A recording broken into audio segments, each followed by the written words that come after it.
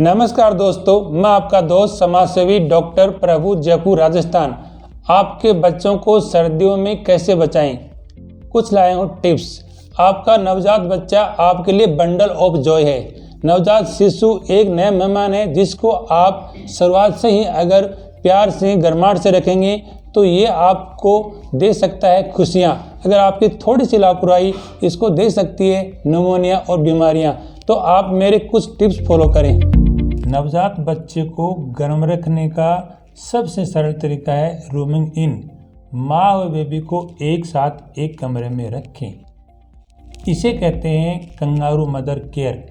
अपनी दादी नानी माँ इस तरीके को सदियों से काम में ले रही हैं। बच्चे को अगर माँ की गोद में रखा जाता है तो उसको मिलता है माँ का गरम गरम दूध से बच्चे को मिलती है गर्माहट। दूसरा, बच्चे के शरीर को माँ के तन से लगा के रखती है तो बच्चा वैसे ही नॉर्मल गर्म हो जाता है जितना होना चाहिए। उसको हीटर की ज़रूरत ही नहीं होती है। बच्चा माँ के जितना पास रहेगा, माँ का दूध पिएगा, उसके हैं अनेक लाभ। बच्चे को इन्फेक्शन कम होता है, माँ और बच्चे में प्यार बढ़ जाता है। जो बच्चा माँ का दूध पी रहा है उस माँ का दूध भी बढ़ जाता है। अतः दोस्तों, मैं कहना चाहूँगा कि बच्चे को माँ के साथ ही रखा जाना चाहिए। नवजात बच्चे को नहलाने में जल्दबाजी नहीं करें। वह कोल्ड स्टेज में जा सकता है। ठंड लगने से हाइपोग्लाइसेमिया हाइपोथर्मिया हो सकता है। बेहतर होगा पहले दिन बच्चे को माँ का दूध पिलाएं। उसके मल मूत्र का विशेष ध्यान रखें। नवजात पहले दिन लेटरिन कर देता है, पेशाब भी कर देता है तो बहुत बेहतर होता है। अगर बच्चा 24 से 48 घंटे में ऐसा नहीं करता है तो डॉक्टर को चेक कराएं। अगर बच्चे को मलमूत्र कहीं लगता है तो आप गुनगुने पानी में मुलायम कपड़े से उसको पोंछ सकते हैं, भिगोकर साफ कर सकते हैं। विशेषकर उसका गर्दन का एरिया जहां दूध लगने से कई बार बच्चों को एलर्जी इन्फेक्शन देखा गया है। जब बच्चे का आलनाल 6-7 दिन में गिर जाता है सूख करके, आप उसके बाद बच्चे को हमेशा हंस करके बातचीत करके नहला सकते हैं और उसको गुदगुदा सकते हैं या मालिश के और उससे बातचीत करने के बहुत लाभ होते हैं, जिसका मैं एक अलग से वीडियो बना के दूंगा।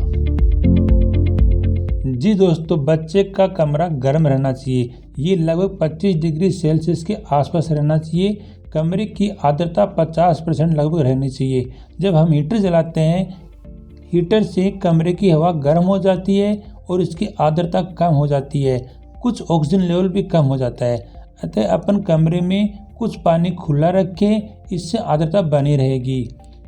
अगर अपन हीटर ब्लोअर यूज कर रहे हैं, इससे निकलने वाली तेज़ गर्म हवा बच्चे के नाक में चली गई तो बच्चे की नाक की सूक्ष्म सॉफ्ट मुलायम झिल्ली जल सकती है और बच्चे को तकलीफ हो सकती है। अगर कमरा तेज़ गर्म हो गया तो भी बेचैनी होगी। अगर इसमें अपन अंगीठी जलाई या कोयला जलाया तो इससे निकलने वाली जहरीली गैस बच्चे और बड़ों दोनों को तकलीफ दे सकती है। इस कंडीशन में अपन को कुछ खिड़कियां खुली रखनी चाहिए। घूंटी काढ़ा बच्चों को नहीं देना चाहिए। ये मेरा व्यक्तिगत अनुभव है। जब हम जोधपुर में पीजी कर रहे थे तब से लेके अब तक हमने कई बार देखा है कि घरों में कुछ जड़ी बूटियों को लोग पत्थर पे घिसकर बच्चों को पिलाते हैं। इससे कई बार बच्चों को इन्फेक्शन भी होता है और यहाँ तक कि बच्चे बेहोश होकर के हॉस्पिटल में आते हैं। कहने का मतलब ये है कि रिसर्च ने पाया है कि सभी काढ़े जड़ी बूटी संजीवनी नहीं होती हैं।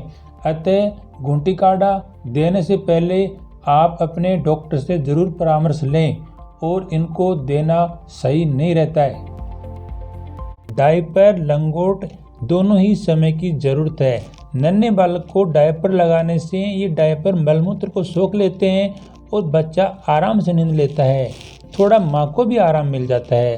कृपया कॉटन के डायपर काम में लेवें। त्वचा को सूखा रखकर उस पर मॉइस्चराइजर नारियल का तेल लगाकर डायपर लगाएं। डायपर को समय समय पर बदलना नहीं भूलें। जी हाँ दोस्तों, एक मोटे कपड़े की बजाय 2 से 3 कपड़े ज़्यादा गर्माहट देते हैं। नरम कपड़े के लेयर्स पहनाएं। अंदर बनियान सूती कॉटन के कपड़े से बनी हो। कॉटन के कपड़े बच्चे को देते हैं आराम, इससे आती है उसको बढ़िया नींद। सूती कपड़े उसकी ह्यूमिडिटी आर्द्रता को बनाए रखते हैं, पसीना भी सोखते हैं। इसके ऊपर पूरी बाहों का शर्ट या टी शर्ट पहनाएं और इसके ऊपर तीसरी लेयर आप स्वेटर जो ऊन की बनी हो तो बेहतर होगा।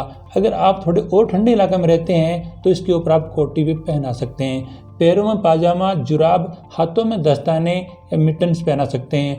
दोस्तों, बेबी का हेड सिर है, ये शरीर के अनुपात में ज़्यादा बड़ा होता है, अतः सिर को ठंड लग गई तो बच्चा जल्द ही ठंडा होकर बीमार हो सकता है और ये हाइपोथर्मिया में जा सकता है। अतः डॉक्टरों की सलाह है कि सिर को पहले गर्म करें, सिर को पहले गर्म टोपा पहनाएं और सबसे अच्छा है मंकी कैप। ये आपके बच्चे को सिर को तो कवर करता ही है, साथ में गर्दन को भी कवर रखता है।